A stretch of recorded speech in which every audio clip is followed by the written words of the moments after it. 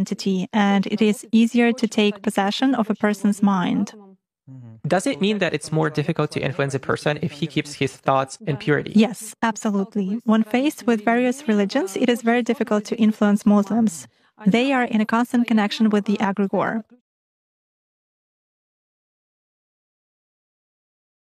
They do namaz every day and read prayers on a daily basis. They are constantly under some kind of a dome, so it is very difficult to influence them. When you start impacting a person, he begins to address in a prayer. Indeed, many of them are very different from those who come to church only when everything is bad in their life. They come to pray, and then for 5 years they forget about God, some canons, and so on. Muslims, as a rule, passionately believe and passionately give energy to their egregore. And this egregore protects them very well. That's why it is very difficult to work to make any kind of influence on a true Muslim believer. Is this some kind of a good egregore? Well, for them, yes.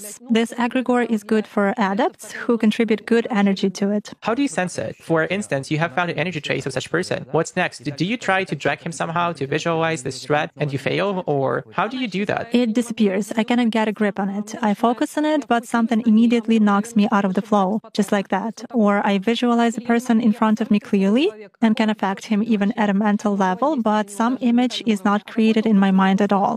I even look at a photo, reproduce an image, but it vanishes from my mind. Thus, I can clearly see that a person is covered with something. Does this only work with Muslims? It does for me. আসসালামু আলাইকুম। আমরা একজন কালো জাদু চর্চাকারী which অথবা ডাইনির বক্তব্য শুনলাম। সে বলল, সে যখন কোনো মুসলমানকে কালো জাদু দ্বারা ক্ষতি করতে চায়, তখনই কোনো একটা অজানা শক্তি তার এই ক্ষতি সাধনে বাধা দেয়। সেই শক্তি তার ধ্যান নষ্ট করে দেয়।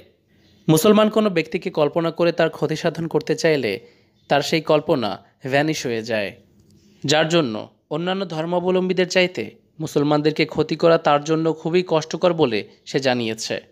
পবিত্র আল কোরআনে আমাদেরকে এই ব্যাপারে আগেই বলে দেওয়া হয়েছে, যা হয়তো আমরা অনুধাবন করতে পারিনি। সূরা হিজরের 39 নম্বর আয়াত। ইবলিস আল্লাহ তাআলাকে বলল, হে আমার পালনকর্তা, আপনি যেমন আমাকে পথভ্রষ্ট করেছেন, আমিও তাদের সবাইকে পৃথিবীতে নানা সৌন্দর্যে আকৃষ্ট করব এবং তাদের সবাইকে পথভ্রষ্ট করে দেব। এবং তারপর বলছে, আপনার মনোনীত বান্দাদের ব্যতীত। 41 নম্বর আয়াতে তারপর আল্লাহ তাআলা বলছেন, যারা আমার বান্দা তাদের ওপর তোমার কোনো ক্ষমতা নেই। এই আয়াতটি দ্বারা বোঝা যায়, মহান আল্লাহ রাব্বুল আলামিনের যারা আনুগত্য করবে তাদের ওপর আল্লাহ তাআলার পক্ষ থেকে এক বিশেষ রহমত থাকবে, যার কারণে শয়তানের কোনো রকম খারাপ প্রভাব তাদের ওপর পড়বে না। সূরা নিসার 119 নম্বর আয়াতে শয়তান মানুষকে কীভাবে পথভ্রষ্ট করবে তা বর্ণনা করার পর আল্লাহ তাআলা বলছেন, আর যারা আল্লাহর পরিবর্তে শয়তানকে অভিভাবক রূপে গ্রহণ করে তারা তো স্পষ্টই ক্ষতিগ্রস্ত হলো। সুতরাং এখানে বোঝাই যাচ্ছে যে আল্লাহর গাইডেন্সের মধ্যে থাকলে, আল্লাহ তাআলার আনুগত্য করলে একটা বিশেষ প্রোটেকশন পাওয়া যায়।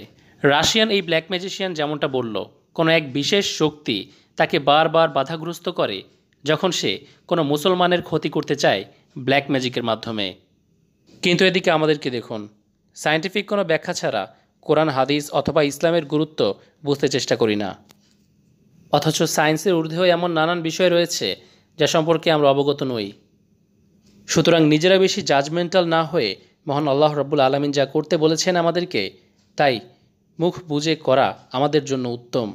এরকম আরও নানান বিষয় আমাদের সামনে বারবার উঠে আসে, আর এর মাধ্যমে মহান আল্লাহ তাআলা আমাদেরকে বুঝিয়ে দেন যে তিনিই সত্য পালনকর্তা এবং ইসলামই হচ্ছে তার মনোনীত একমাত্র ধর্ম।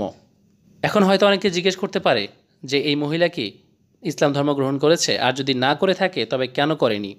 অ্যাকচুয়ালি উইচক্রাফট যারা চর্চা করে বা ডাইনিবিদ্যার চর্চাকারীরা বিশেষ কোনো সত্তাকে বিশ্বাস করে ঠিকই, কিন্তু তারা বাস্তবে পথভ্রষ্ট। তারা সত্তায় বিশ্বাস করে ঠিকই, কিন্তু জানে না বা কোনো ধারণাই নেই যে কার কাছে গিয়ে মাথা নত করতে হবে, কে তাদের পালনকর্তা। অবজারভেশনের জন্য এরকম কিছু অকাল্ট গ্রুপে আমি যুক্ত রয়েছি। সেখানকার বেশিরভাগ মানুষের ধারণাই নেই সৃষ্টিকর্তার গুরুত্ব কতটুকু।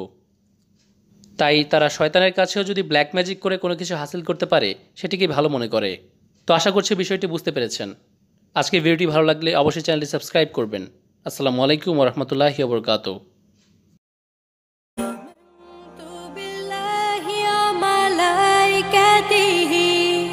وكتبه ورسله واليوم الآخر والقدر خيره وشره